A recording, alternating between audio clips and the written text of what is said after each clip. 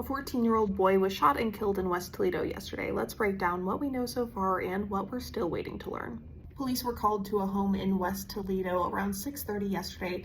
That's where they found 14-year-old Davion Boone inside a home where he'd been shot at least once.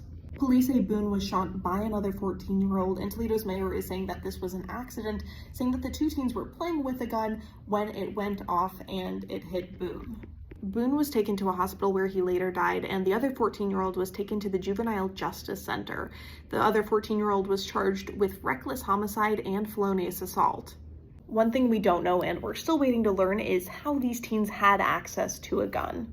Even though we don't know how these kids had access to a gun, I still went and talked to Toledo Buffalo Soldiers. That's a group in the area that goes into schools or talks to other communities about how to keep kids safe when it comes to guns. The Toledo Buffalo Soldiers teach kids 4 things to do when they come in contact with a gun. Stop, don't touch it, run away, and tell a grown-up. One thing that stood out to me is when I was talking to the Toledo Buffalo Soldiers, they were telling me how they go in a lot of times through 1st through 4th grade classes. And when they're talking to the kids, they'll ask them, okay, if any of you have ever seen a gun or heard gunshots, raise your hand. And pretty much all the hands will go up.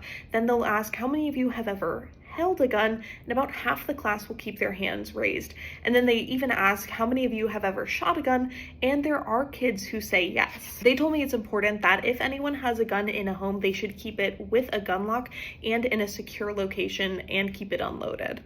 And again, we want to reiterate that we do not know how these two teens had access to a gun in the first place.